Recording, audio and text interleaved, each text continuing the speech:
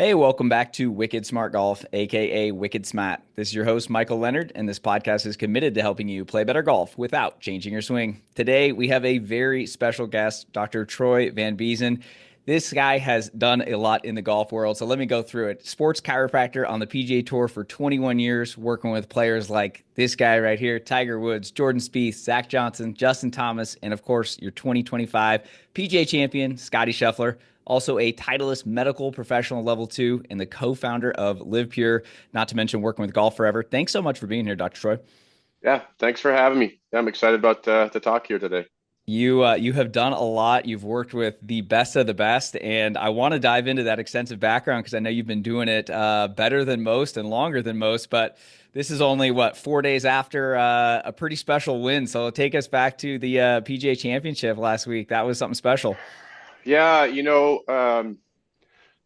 been working with Scotty since he was 14, 15 years old. And so I've been pretty lucky. It's kind of for me Groundhog Day because I started working with Jordan Spieth around 15. Both guys from Texas, both great junior golfers, both national champions at University of Texas, both majors, both number one in the world. So kind of Groundhog Day. I've been very blessed and grateful to work for these two guys, great golfers and also great guys off the course. And with Scotty, I had like a goal with him. Like I said, I've been able to control everything with him from his training, his nutrition, his recovery, everything you can think of in the performance pillars of golf. And as it's well documented, he had a bad back in college, and I kind of got lost control at that point because he was in college and I was traveling on the PGA Tour, and it finally came to a point where he had to pull out of a tournament because of you know his bad back. And Scotty Senior drove Scotty Junior to my office on a Saturday afternoon, and that was kind of the trigger. That was like, hey, if you want to continue playing golf and at a high level and on the PGA Tour, you got to start taking care of yourself off the golf course. And that kind of triggered Scotty,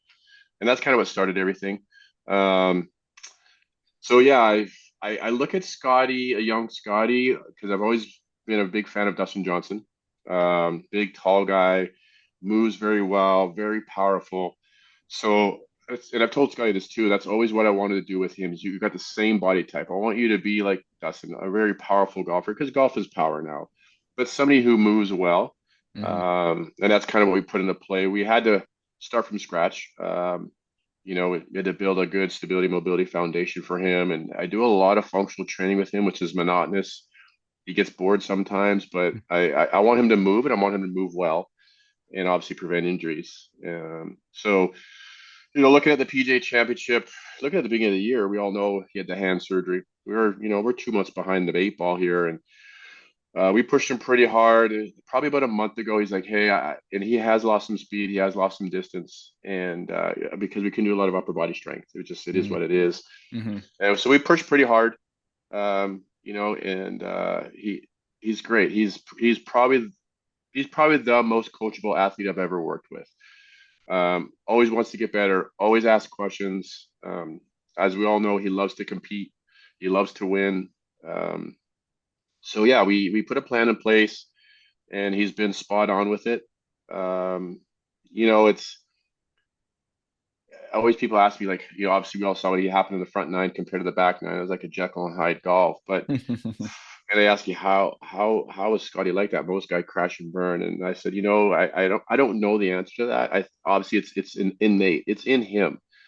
He's able just to keep looking in the front mirror, and then look in the rear view mirror and just forget about things. He's got a short term memory, and for him, under the pressure, with the expectations in a major, able to turn his swing around and actually figure it out in the back nine was pretty cool. It was very stressful. Um, I kind of like, as I work with the Dallas Stars hockey team, and all the guys obviously were excited about it. And it's like, he's 5 shots up. He's going to win this. I'm like, guys, you don't understand. This is a major. Anything can happen. And sure enough, it happened. Um, but you know what? He did a good job. I mean, I got up, started walking around the house, started pacing. But yeah, once he hit that tee shot on 10, I was like, okay, here Yep. we go. You have that gut feeling. I look at him, how he moves in the golf swing. How is his body moving in the golf swing? Is he getting to the top of the swing? Is he, setting that right hip? Is he creating that transition coming down? Like, I'm a nerd when looking at biomechanics. I'm a nerd at looking at human movement patterns. And what people don't know, beginning of the week, we had a bit of a hiccup. His back was not healthy, Mm. and there was a lot of discussions behind the scenes. I was literally in Winnipeg, Game 5 of the Stanley Cup playoffs. I get a call, and it's Scotty is like, "Hey man, my back's not really good." Um, so we hired a therapist to help him on the road when I'm not on the road, and 15-20 minute powwow. What's going on? What do you see? So we completely abolished the workout program we had from that day, and we put in more of a kind of a movement pattern, teaching how to hinge patterns, control the pelvis. Yeah, it was, and I'm sitting literally at lunch, coming back from the rink before morning practice, and it was, it was good. We got him under control. Obviously Thursday was okay, going into Friday, Saturday, and yeah, it was a lot of things go behind the scenes that people don't see. But obviously beginning of the week, I'm like, great, major champion, Hmm. back not so healthy. I'm not there. I'm obviously in Canada, but yeah, he was great. I said, "This is what I want you to do. This is how I want you to do it."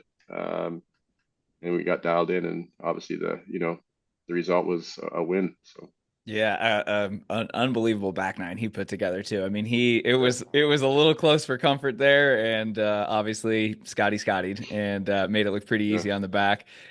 When you're watching as his coach and trainer, like you kind of mentioned it, but what are you specifically looking at? I know most people are just like, "Wow, he hits it long. Wow, he recovers great. His mental game is unprecedentedly good." yeah. What are you looking at as a coach? Is it speed? Is it like you said, different positions in the swing? Yeah, it's for me. It's different positions in the swing. I know his body so well. I work with Randy Smith for the last 20 years. I know how Randy looks at things. I know when he has two or three things in his swing, how he gets off. I know why physically. I know why, and that's huge. Like we every week if you go to the PGA Tour, most guys do workouts. They just do workouts, but there's no rhyme or reason. There's no objective. Okay. And for Scotty and mine, every workout during the week, there's an objective of what we want to accomplish that day. And he has a couple tendencies in his body that kind of every once in a while pops up, and we know how to address it and get rid of it really quick because it affects his swing. So yeah, I look at those things right away. I'm like, oh, here we go. And then people are looking at Randy. I don't know if you saw Randy in the range playing with his hips. Mm-hmm. Okay, well, that's one thing. And so what we try to do in the gym and on the treatment table is to get the hips more mobile, especially the right side, and then Randy reinforce it in the golf swing. Because if he can't load into that right hip, he kind of what he kind of does is as he turns in. It's hard to explain from here, but if he's not loading to the right, he actually what's called a reverse tilt, and he starts Mm-hmm. getting upper body towards the target. So then what he has to do, he has to back out of it, right? And so his misses are usually right, and that's the reason why. And as golfers, his hands are so good, he's missing right. So then he kind of flips the hands and now it's going left. So Mm-hmm. then he's got double miss. So that's a big thing. And that's one of the things we work with him all the time. That is a daily thing we work with him. That's just how his body is. Right. And Hmm. so throughout the entire week, I'll look at his swing. I say, hey, I saw this in your swing, bop, bop, bop. Here's the 4 movement patterns I want you to do. Here's the 3 exercises I want you to do to reinforce a better hinge or better pelvic control, or be able to, load the right side better. And we've been doing that since high school. Like literally been Hmm. doing that since high school. And he's 28 years old and we're still doing it. Because I take his body, I know his golf swing, I reverse engineer it, and I take the patterns and move it and put it into the gym to just we're not going to get rid of 100%, but if it's minimal, he's good enough where he can get to the golf swing. Gotcha. Yeah. So, Yeah. what does it like look like having different, seasons? Obviously, they have an off season, you have off weeks, you have tournament weeks. Like, how does that evolve for Scotty and other players? I know you've worked with so many great ones I mentioned in the intro. Like, what does that kind of look like? Strength versus mobility versus flexibility, just to kind of maybe start to find ways that amateurs can, begin to start tweaking some of their golf fitness. Yeah, I keep it very simple. Like I mentioned, I have a facility here in Dallas. We take care of from 8, 9 year olds all the way up to 88-year-old golfers, from amateurs to juniors to college. And before we do anything, they all get tested, Mm. right? So we all go through a test. We all do an assessment. We have to figure out what's your weak links, what's your limitations, where are your imbalances. And then we basically put a plan to play at the beginning. It's phase 1 is just cleaning up the body. just Mm. making sure you can move properly. Everybody loves, I mean, social media is good and bad for a number of reasons, but they see what Rory McIlroy does, or maybe what Tiger did in the past, and they all want that power and the speed and that strength. But they forget the most fundamental thing is you have to move properly. You have to come from what I would call a mobile, stable foundation. You have to be mobile. You have to be stable.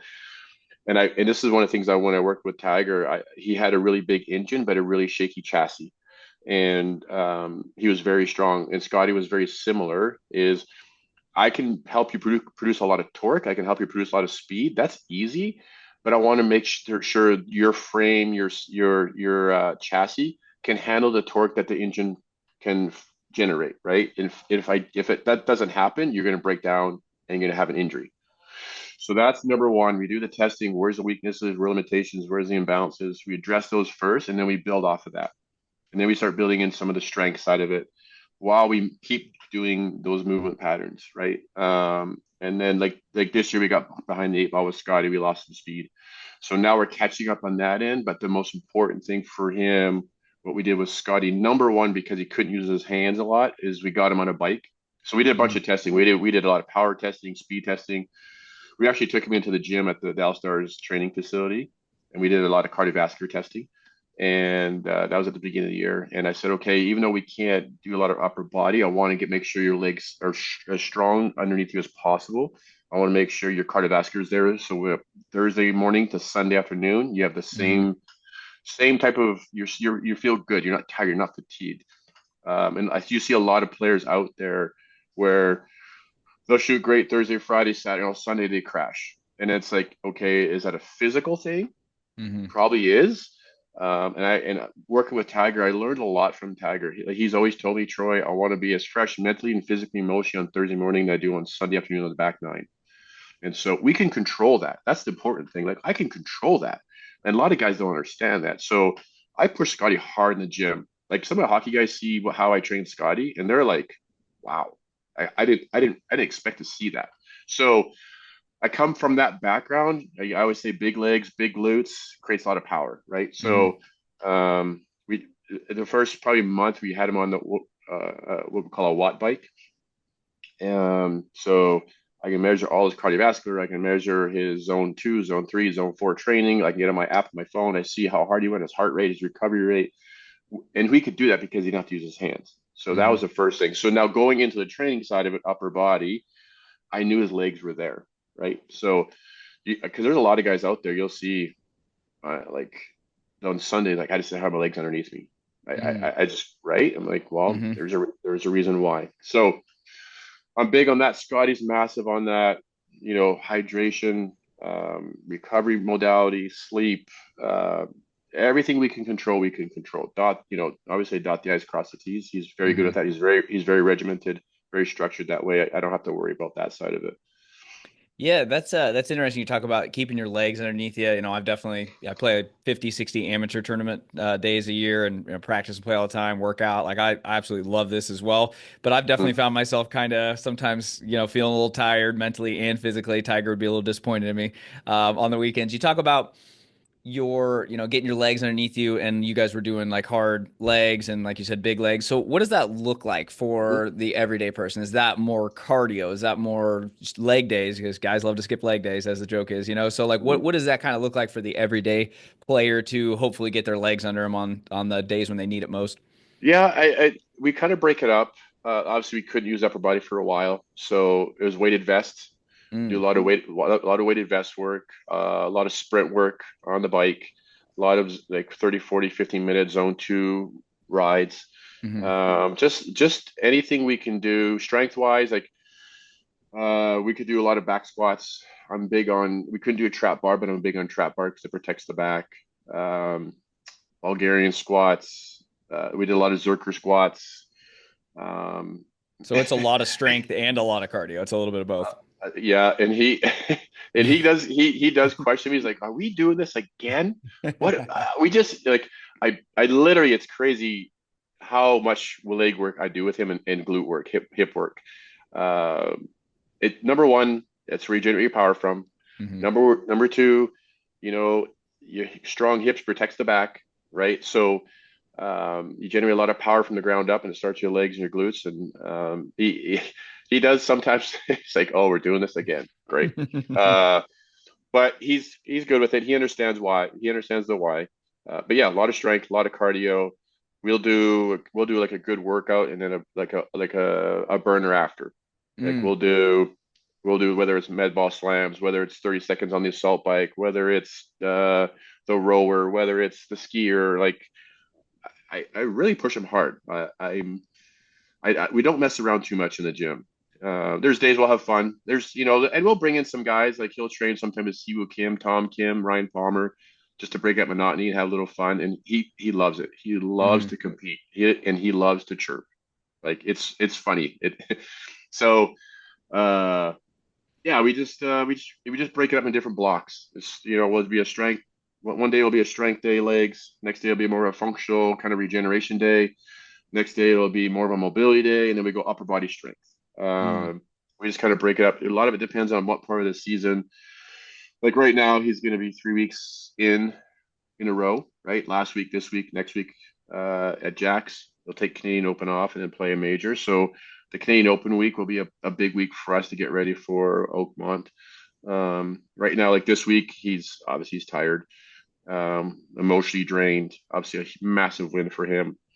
So really, literally Monday was a treatment day. Tuesday was more of a mobility, stability, regen day. Nothing crazy.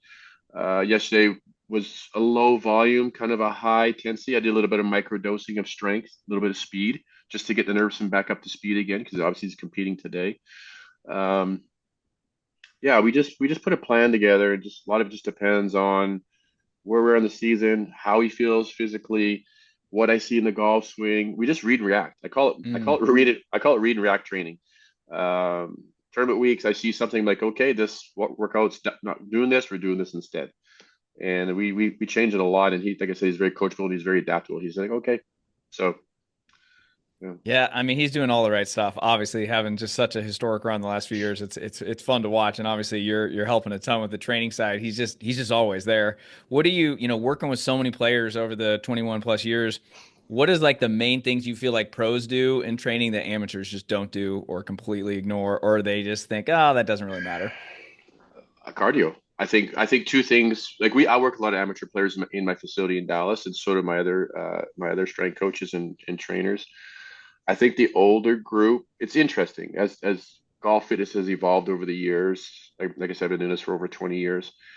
Um, because everybody sees stuff on social media. They see the Tiger, they see the Rory, and a lot of the older 50-year-old guys, they're doing strength training, which is great. I love it. Mhm. But they don't stretch. So they can't even move. Mhm. I'm like, okay, guys, you're 50 over. You sat at a desk, you sat on a plane, you've sat in your car your entire career. Now you want to play golf, which requires mobility and flexibility, and you don't do that. You can't even turn. I mean, if I give a guy an extra 15, 20 degrees of rotation, he's probably going to hit the ball another 7 to 10 yards longer Mm. without even increasing strength because he can move better. And part of that also is they get hurt because they can't move, but they're trying to swing a club at 80 miles an hour, 90 miles an hour, but they can't turn. So as the amateur side of it, I say number one, if you're older, is you got to work on your stretching. You just got to. And I think I always tell people the two biggest body parts is making sure your hips can turn and make sure your thoracic spine can rotate. Very simple, right? The younger guys, the younger amateurs, junior golfers, we work on a lot of. I would say you start working on their strength, working on stability, showing them how to move properly. Um, and then I say females too, because females are genetically just moved differently. They're very lax, very flexible. So we got to get some stability, especially in their hips. And then the older guys or the male golfers, it's more trying to get more flexibility. So Mhm. different age groups, different thought processes. But yeah, as far as the amateur, it yeah, it's crazy. We always hear this: the most important club in your bag is your body, but not a lot of people work on their body, right? So they're going to go buy a new driver, buy a new ball, get some lessons, but they still have the same body. And I always say it's not the arrow, it's the Indian. Nobody wants to hear that, but that's the case. Mhm. Um, yeah, and you can tell if you heard Scotty's interviews, Scotty says the exact same thing because he plays a ton of members at home. And, his Friday game is all the members he grew up with, right? And he barks at me all the time. He actually sends me into my office. Hey, go see Troy. You can't turn. What do you mean? You can't turn. Go see Troy. Or their back's bugging them, their shoulders bugging them. So it's a stigma around golf, right? I Hmm. mean, if you play flag football, you're going to stretch before you play. If you play, senior soccer, you're going to go stretch because you don't want to pull a hamstring. Most guys get out of the car, get in the golf cart, go to the range, hit 20 balls, and then tee off. But if you look at golf, every time you hit a driver, there's 8 times of compressive shearing forces on your lumbar spine and your low back. So that's a very, very critical number. 8 times of compressive shearing forces on your low back spine when you hit a driver. So that's a lot. And if your body's not prepared to take that stress, at some point, you're going to have a back issue. I mean, even the pros have back issues, the amateurs do too. So just little things like that. Hmm. It takes go in the clubhouse and stretch for 15, 20 minutes. Yeah. It's not that big of a deal. So for stretching, as I know most guys are definitely slacking on that one, no question, myself included. How Yeah. do you, looking at like active stretching versus static stretching, before the round, after the round, like what does that look like? Like what should players do? Yeah. Let's say after work, they get home at night, they're, watching some TV. What does that look like versus the stretching before they tee off? Yeah. There's always, it's crazy. There's always been controversy of static stretching. Even back when I was in my undergrad, back in the late 80s, early 90s, there's always, you don't stretch, don't pass a stretch. It's bad for you. I'm like, Hmm. oh, okay, well, now we're in 2025 and we're still doing it. Like so anyway, somebody looked at a research paper and just jumped off that, and that's just it is what it is. I don't mind it. I think passive stretching is fine. Good hip flexor stretch, good groin stretch. Do the what we call the hip 90-90 stretch. You can do the T spine open book stretch. Do a couple of those and then get into some mobility stuff. Like I said, I'm open minded. I just keep it simple. The body Hmm. moves the way the body moves. The body's designed the way it's always designed. You don't have to reinvent the wheel, right? So I always say just 3 body parts: thoracic spine rotation, hip rotation, shoulder mobility. If you can get those 3 body parts moving 15, 20 minutes, you'll be way ahead of everybody else, right? Mm. So the other thing I think people probably don't do, and this is would even be a tougher one, is getting to stretch after the round, Hmm. just to prevent that you can't get out of bed the next morning. It's more of I would say the post round probably more of a passive recovery stretch just to cool down a little bit. Hmm. Um, where maybe I'm probably more leaning towards the more of the active mobility activation type stretch pre-round just to get the nervous system going. Hmm. Um, but yeah, I just keep it really simple. It's worked. It's effective.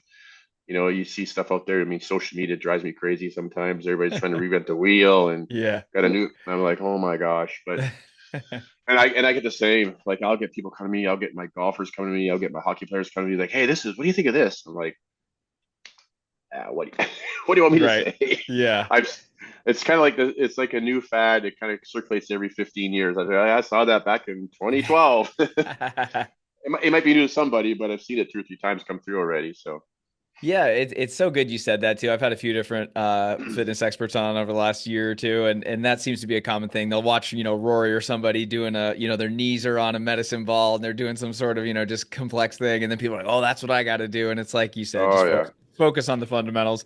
And I know yeah. Golf Forever has been a big part of what you've done with Scotty, and shout out to Golf Forever for connecting us and making this interview happen.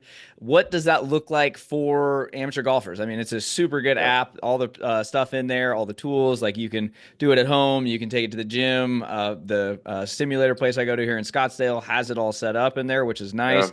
So what does that look like? Like how, let's say, our average audience is between, I think we'll say average age 45. So let's say Mhm. a 45-year-old, committed golfer. I attract some guys that really geek out in this game. So let's say you got a 45-year-old, they got an hour a day. How would you incorporate strength training, golf forever, and kind of like maybe break that up into like what a daily or weekly routine would look Uh, like?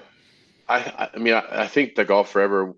Gosh, we've been using that for a few years now, Scotty and I.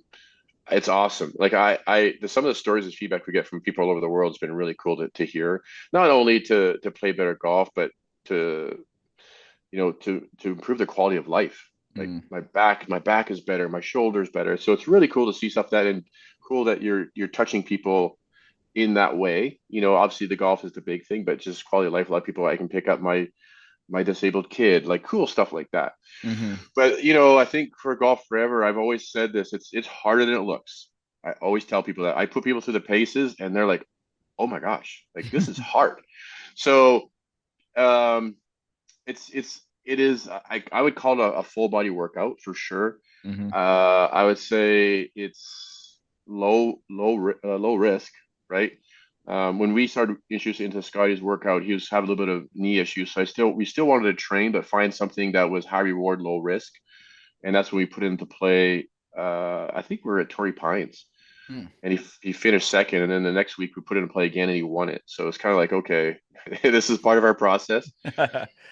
But you know, if you're older, like I'm fine with pushing weight, but I probably lean more towards the golf forever side of it, especially if you're 40 and over. I think there's so many different exercises you can do, like you said on the app, that you can put your body into that simulate the golf swing, Hmm. that engage and activate, which I would call golf muscles. Like there's no need for a golfer to lay on a bench and bench press dumbbells or a barbell. Like there's zero need for that. I I always ask people this, like when they come to me, like, should I bench press? I'm like, in your life, do you ever take your hands and push like a bench press? No. So why would you do that? Like, and they sit there and go, yeah, why would I do that? I mean, if you're a lineman in a football team, fair enough. You got to push the guy off you. There's no other application for a bench press at all, unless you're going to be a bodybuilder. In golf, maybe a little bit. So why would I put you in certain positions where I can challenge your body, where it's your core's working, your glutes working, your T-spine's working, your shoulder muscles are doing their job, and I'm helping you go through rotation, right? Engaging the core. Much more effective, but less injury for sure. Um, and you're just going to move better. And so that's one of the big things with Scotty too. Even Scotty said, like, I didn't even say anything. He's like, when we were at Torrey Pines after his round, he goes, man, I went to the range after we did this golf for everything, and I felt like I didn't have to hit 100 balls. I was already warmed up and ready to go. So that Mm. was a big thing. We didn't even think about that. And Yeah. that was one of the big feedback we got from a lot of people. It's like, man, I'd go through this 5, 6 exercise routine that you guys had out there, and I didn't feel like I had to warm up on the range as much Hmm. because my body was already moving in those motions, and the muscles were already engaged and activated. So that was pretty cool to hear that. Um, it's easy to do. Click it in your locker room, click it on your golf cart, in your house. It's funny. We were at the British Open one time. This was where were we? St. Andrews, and just we kind of just uh, in the game of golf, as you know, if somebody's very successful, everyone wants to copy what they're doing, right? Totally. It's crazy. And so Scotty, we had a really good routine with Scotty with the Golf Forever swing trainer. We brought it with us overseas, and it's I totally forgot it in the gym that they set up for us at the golf course. And I went back to go grab it, and there, like 3 or 4 other players were really copying what Scotty was doing, and I had a chuckle. I started laughing. And then we're at Scotty and Sam Burns are pretty close. And Scotty and I went into the fitness trailer one time, and Sam Burns was literally going through Scotty's swing trainer warm up before his round. And Scotty's like, Sam, what are you doing? Like he likes chirping. So I was like, nothing. I'm just warming up. He goes, if you're gonna use the same warm up that Troy's been teaching me, you need to pay him for that, right? So kind of funny stuff like that. So it's effective. Like if the best players in the world are using it, why would you use it, right? It's Hmm. like, and it's like you've tried it, so you know it's hard. Like I had Ryan Palmer go. We went through a routine with him one first time with Ryan. We didn't lift one weight, and like next day he came back. He's like, dude, I I'm so sore. I goes, I didn't even pick up a weight. Like, yeah. So just a lot of body control, a lot of stability work, and it's a full body. Like all the muscles are engaged when you're taking them through these routines. Hmm. That's awesome. Yeah, I feel like a lot of people can benefit from it. And it's just like you said, super easy. I feel like it's kind of like a training aid. It's like the easier it is to Mhm. use, the more likely you are to do it. And I feel like Sure. that there's some golf fitness programs that are just so complicated or so Yeah, intensive or this much time. People are like, I'm busy. I got a family. I got this. I got that. I for don't sure. have, you know. So I feel like that's what is made me like when I saw it at the PGA show a couple years ago, I was like, oh man, this makes a lot of sense. And then even when Mhm. I was watching Full Swing, it came up and there was Scotty was Yeah, using it, and it felt like three or four other people were. And yeah, it seems like it's very popular on the PGA Tour. yeah, sure is. It's and that was part of the full swing. I think JT was using it in the gym or Yeah. something, and Scotty's like, "Hey, turn the name over or whatever." So that was completely organic, and yeah, the guys use it. They really like it. They really enjoy it. So yeah, it's been kind of cool to get the feedback from the best in the world to little junior players, even like junior kids, right? It's Mm. like so good for junior golfers to learn about stability and learning how to control muscles, and yeah, it's been really good. That's fantastic. Well, I feel like we've covered a lot of like workouts and mobility, flexibility. Let's talk about recovery because I feel like that's another neglected area for golfers. Raising my hand here a little bit too. So let's talk about, obviously you covered some back injury stuff. We want to be, staying away from that. I want everybody listening to be able to play this game as long as they can. My grandpa played until he was 85, still out there swinging. So I want everyone to be like that. So what are some active steps? Obviously, you're a sports chiropractor. I've been going to the chiropractor for 10 years, every 2 weeks, like clockwork. I love going there. Let's even Yep. maybe start there just to kind of debunk some Yep. myths because I think people are about as confused sometimes with chiropractor as hypnotherapists, and I love Yeah. both. So what are Yeah. some things there? Yeah, I think it's gotten better, more accepted over the years. When I first started 25 years ago, probably not as accepted. I think obviously there's a stigma there, but it's very, very simple. If there's a pelvis alignment misalignment or a spinal misalignment or the joint's not moving or not functioning properly, we restore the movement. And you move better. You take pain away. I'm also big, like, even though with my manipulation adjustments, I do a lot of hands-on manual therapy, soft tissue, muscle work. I think the muscles that move the joints are just as important as the joint to be able to move itself. I mean, Scotty's been getting adjusted since he's 14, 15. Jordan's getting Mhm. adjusted since he's 14. It's just so critical. Like, just we're talking about the amount of stress on the low back in the golf swing. It's the least invasive, most effective way to treat your low back to stay healthy, right? For Mhm. maintenance, proactive, preventative. Um, it's yeah, I just think it's. I mean, my story, the reason I'm a chiropractor is I played college hockey, hurt my back, and the team doctor said you're going to have back surgery. And I'm 18, 19 years old. I'm freaking out, Yeah. and I struggled for 2 years. I did everything I could think of, and a friend of mine was on the college gymnastics team. He's like, "You need to go see a chiropractor," and I'm like, "What the heck's a chiropractor?" I had nothing to lose. Like, I tried everything, Yeah. and this doctor's telling me I'm having back surgery. So I went and saw this guy, and guy was awesome. And he goes, "Yeah, I see this all the time. Don't worry about it. We're just gonna restore your alignment, get rid of some scar tissue, take the pressure off the nerve. We'll get you better, like, 4 to 6 weeks." I'm like, 4 to 6 weeks? The team doctor told me I'm having back surgery. He's like, "You're not having back surgery." The guy was spot on. Week 4, I wake up, I get out of bed, no back pain.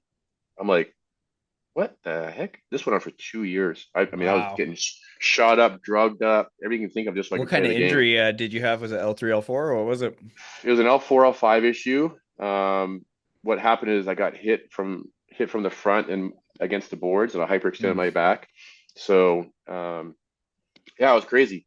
And as weird as it sounds, I was actually going to school to go to orthopedic school, and that team doctor was the doctor, the letter to med school for me.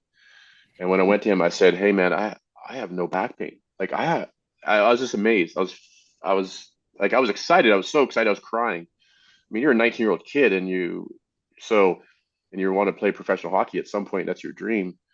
So, anyways, he goes, "You told me you can't go back there." I mean, that's what he told me. Say, you can't go back there. I'm like, hold on. You've drugged me up. You've shot me up. You tell me I have Yeah. back surgery. I go to this guy within 4 weeks. I have no back pain. I can't go back there. I was so I go back to the Cairo, and to this day, I'm 56 years old. This is crazy. I saw him when I was 19. He's still in practice. He's still treating people. His passion is crazy. And I went back to him. I said, "Hey, the team doc doesn't want me to see you anymore."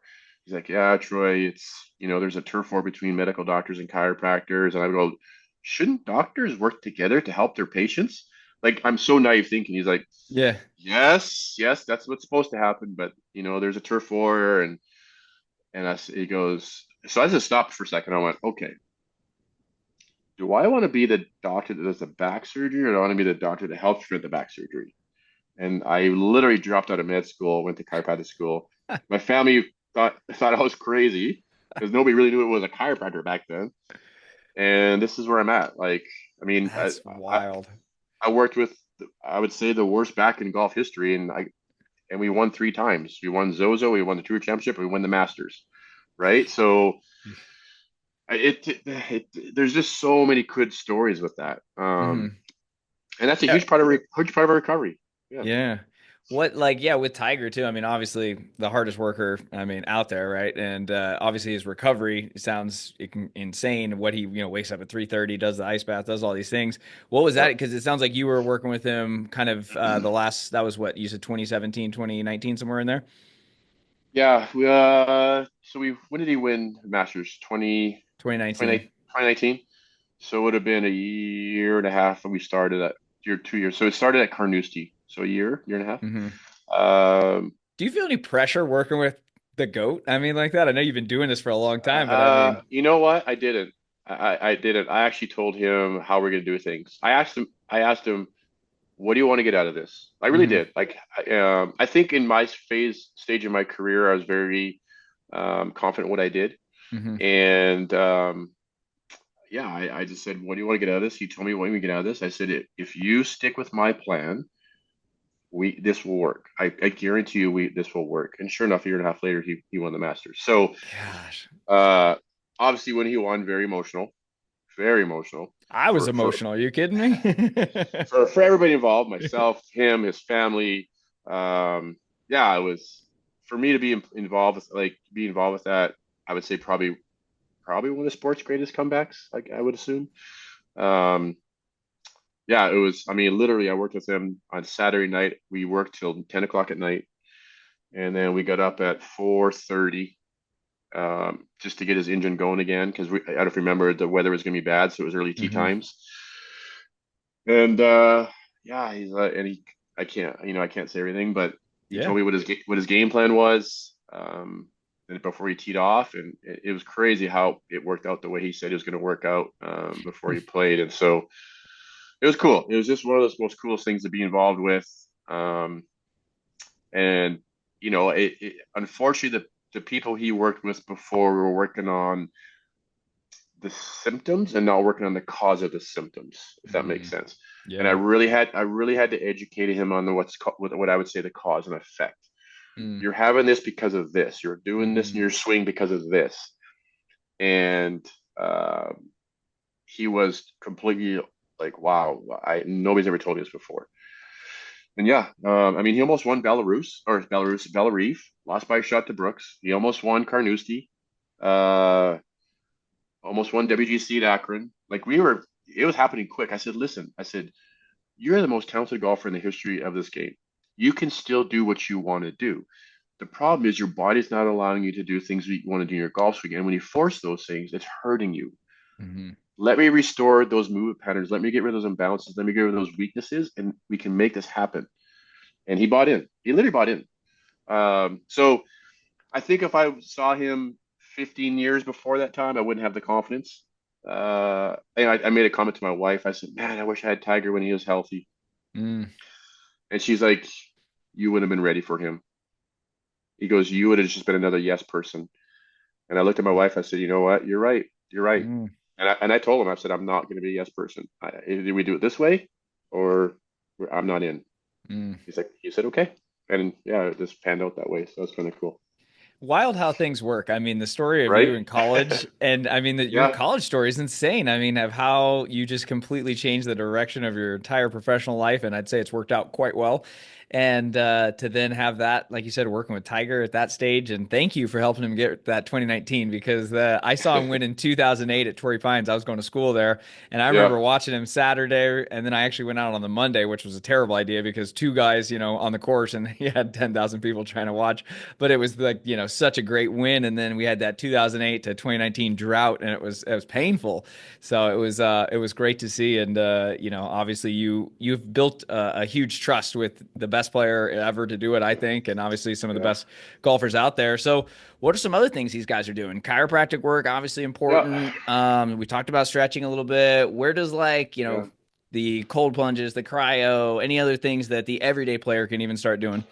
Yeah, for sure. And like I said, when I first started over 20 years ago, there was none of that. There was no Hmm. warm up, there was no cool down, there was no treatments, there was no prevention. Guys would at the round have dinner and have a smoke and a couple of beers and they go to bed. They do it again.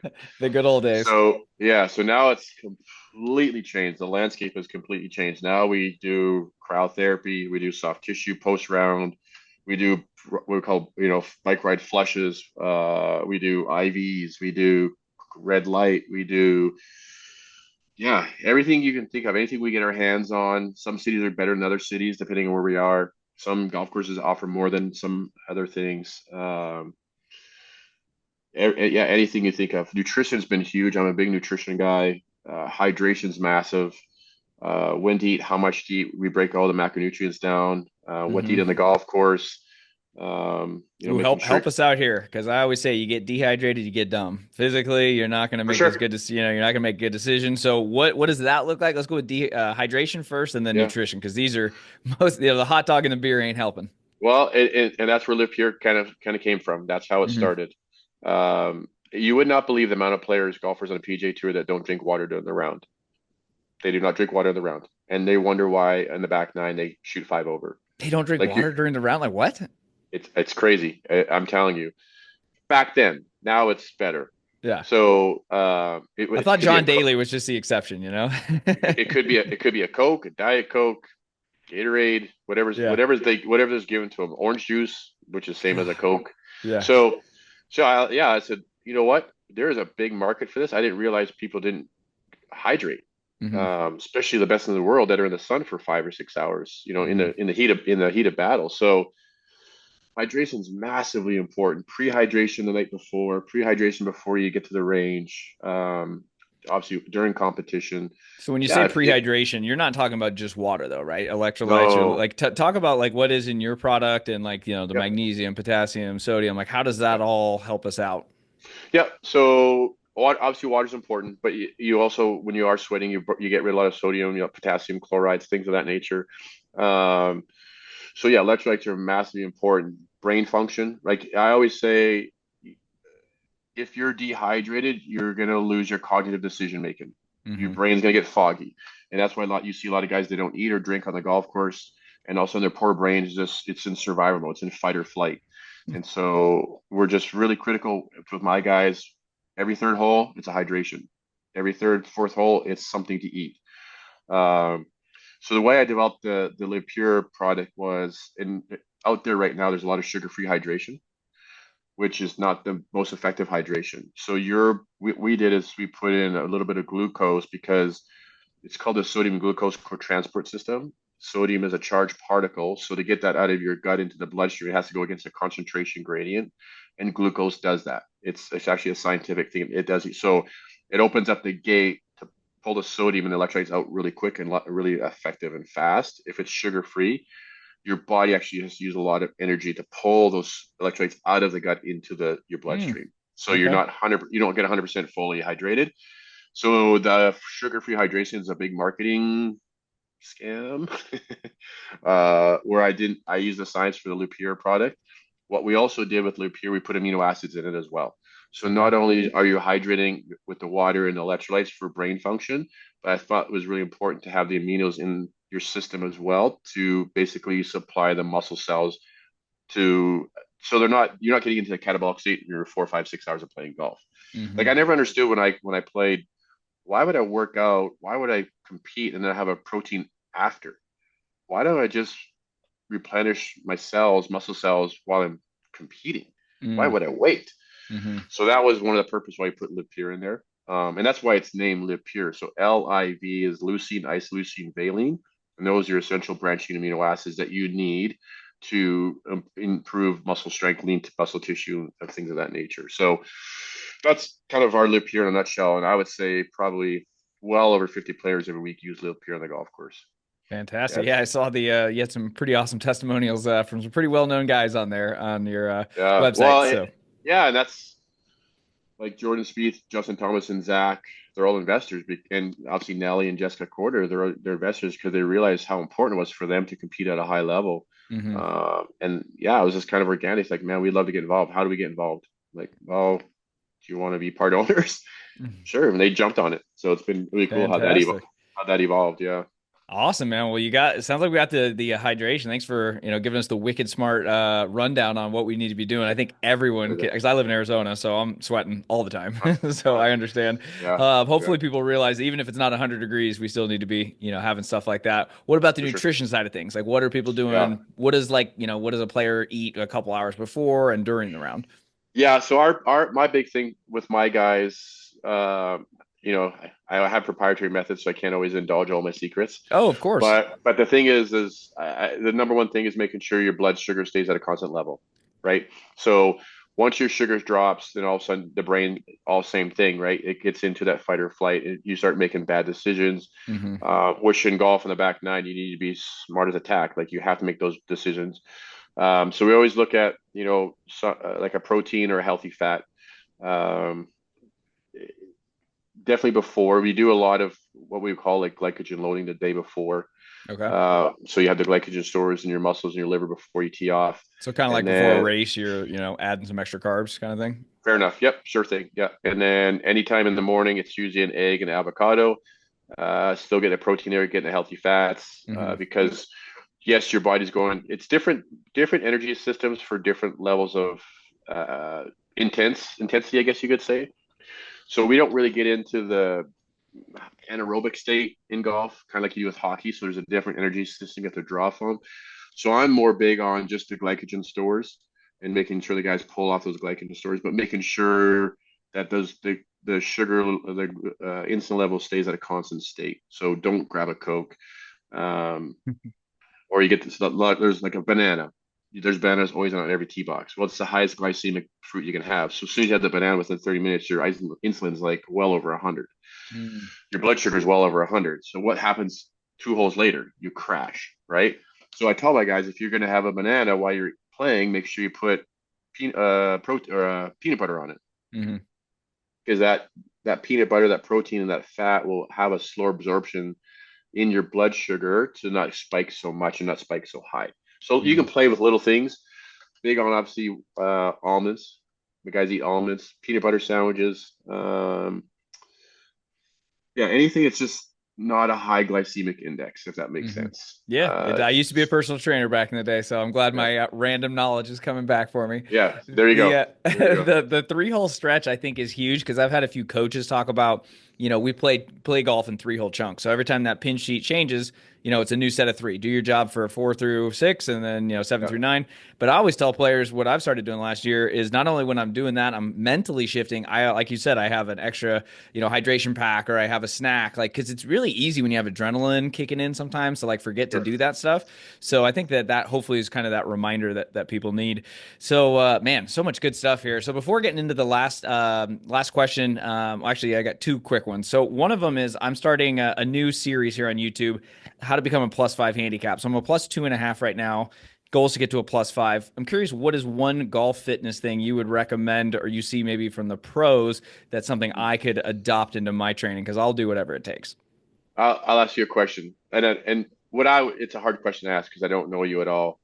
I would definitely do some testing on you first to see where we're at on a physical level. Is there something Hmm. we're missing that can? I would say, how well is your cardio? Um, you look at your scores front nine versus back nine.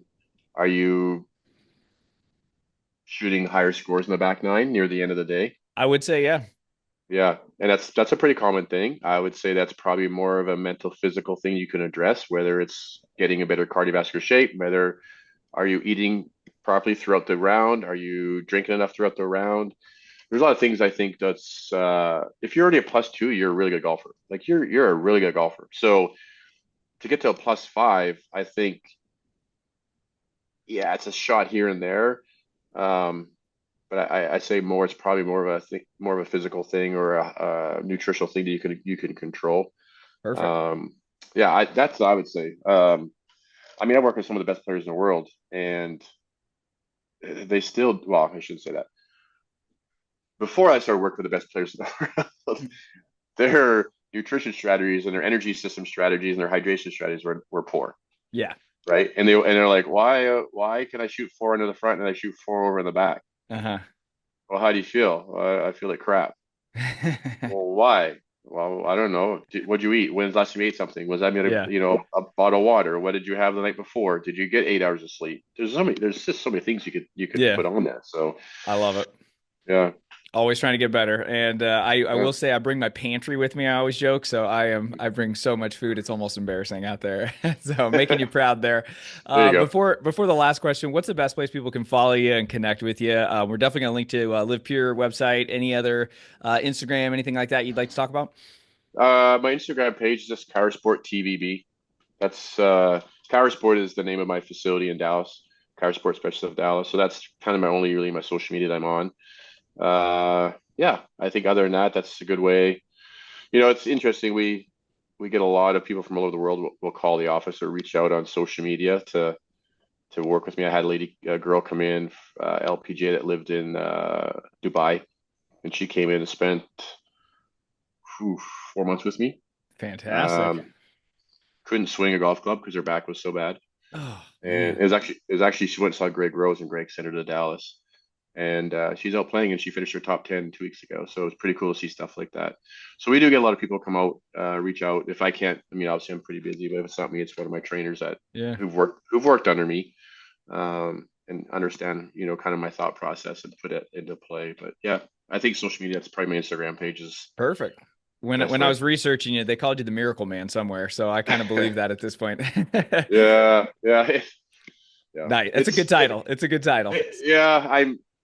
I'm a humble guy, so when I hear stuff like that, I mean that's cool. But a lot of work came into play. Obviously, wasn't always this way, but like what you said, is you always want to get better. Hmm. Even doing this for over 20 years and being 56 years old and working with who I work with, I think I have 3 books on the go right now. I always want to learn more. Um, yeah, I just always want to get better. So that's just kind of how I'm wired. Love it. Uh, yeah. So yeah. Fantastic. Well, for the last question, just curious, what do you think your favorite exercise is for distance? Everybody always wants to hit it further. You got one that you feel like separates it from the others? Gosh, good question. I'm gonna go with more of my big butts, big legs. And actually did I actually did just exercise this morning in the gym. It's just a squat overhead press landmine. I think Mm, that is a it's a full body lift. It teaches you to generate power from the ground up. I would say of all the golfers, thousands I've tested over the years, the weakest link is the lower core. It's their core mm, muscle. hmm. You can have strong glutes, strong legs, strong upper body, but if you're trying to try to transfer power from your legs into your hands, you're only as strong as your weakest link. If that weakest link is your core and it can't transfer that power into your hands, Hmm. doesn't matter how strong you get. That's the So I one you're think, talking about squatting down with the barbell and pushing yeah, it up. squat down, yeah, Hmm. press up. I think that's a really good exercise. It fires the legs, fires the glutes. You have to engage the core, and you got to press over your head. I think TPI had a study. The higher you can jump, the further you can hit it. Hmm. I have guys who can't jump but can smash it far. Um, yeah, I have a certain player who's played really well in the last 2 months. Can't jump worth a squat, but man, little guy, but he can pound that ball, which is really Okay. cool. But he's more of a rotary power guy, more speed rotation wise. But yeah, I would say the landmine squat overhead press is probably the number one thing. That's my go-to. It's a full body. It taxes everything. It teaches you power from the ground up, transfer of power. I would say that was probably the number one exercise. Fantastic. I can see every golfer after listening to this just going to be doing that now. Well, Yeah. Dr. Troy, you are an absolute pleasure to talk with. Thanks for all you've done for the game. You've given us the Tigers, the Scotties, and so many other players. You got a great product out there with Live Pure, your partnership with Golf Forever. You're truly helping so many, and I know this interview is going to hit. So thanks again for being on the show. Yeah, I appreciate the time, man. It's great talking with you. Thank you.